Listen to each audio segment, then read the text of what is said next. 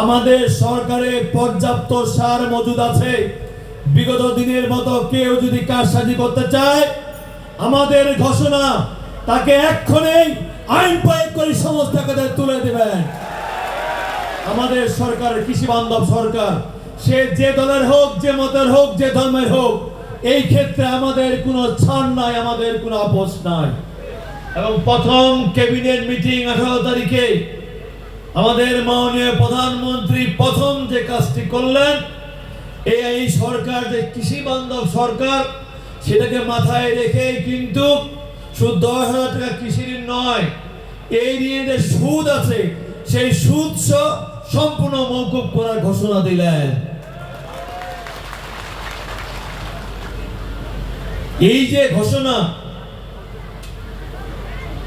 আজকে আমরা জেনেছি কত কৃষকের এই কৃষি ঋণ নিয়ে মামলা হয়েছে, কত কৃষক ঋণ খেলাপি হয়েছেন, কত কৃষকের কোমরে রশি পড়েছে, কত কৃষকের হাতে সে হাত করা পড়েছে।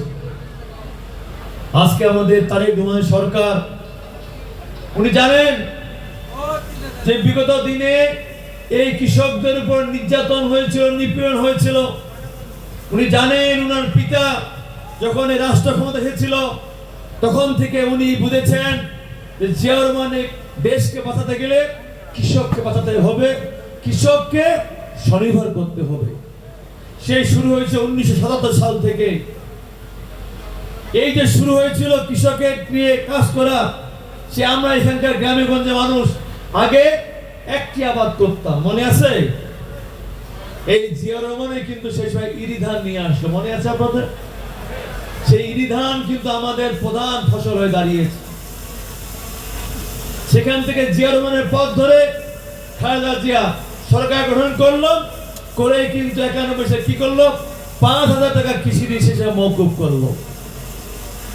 এই ধারাবাহিকতা চলছে, কিন্তু বিগত দিনে সরকারগুলো কৃষকের কথা চিন্তা করে নাই, ব্যক্তি স্বার্থের কথা চিন্তা করেছেন এবং নিজের দলের স্বার্থের কথা চিন্তা করেছেন।